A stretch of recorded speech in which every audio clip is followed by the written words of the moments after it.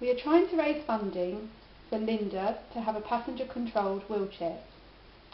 We had the bad news that the NHS will not be providing us with a voucher towards the wheelchair as she doesn't meet the criteria, due to her not being able to control the power chair by herself.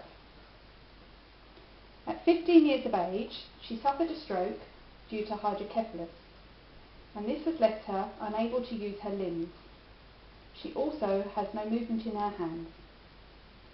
This means she is unable to operate a gear stick for the power chair herself.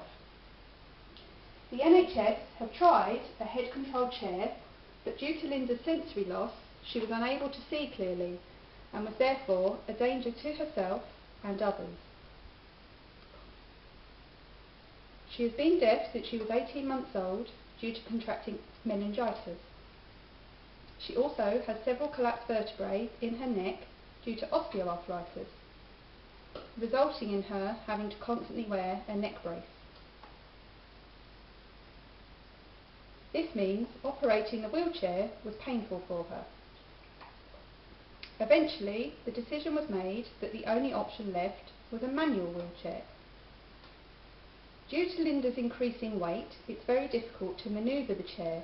This has meant she cannot be taken out as often as she and her family wish.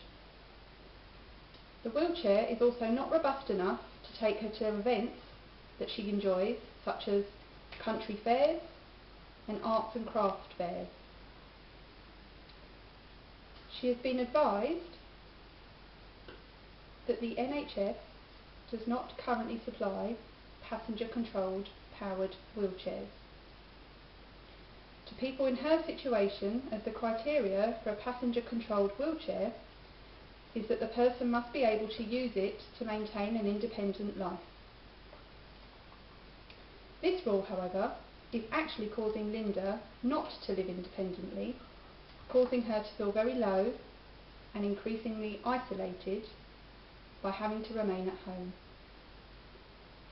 The knock-on effect is that her husband cannot take part in activities which he would like to because he has to be around to assist the care workers and the PAs who are employed to enable Linda to have a life independent from her family. Andrew, her husband, is currently suffering from a ruptured bicep, which is likely caused by having to push Linda in the manual wheelchair, and at 67, it isn't likely that he will remain physically able to push her much longer. He has a long history of back and arm injuries caused by the continuously lifting and moving of Linda over many years.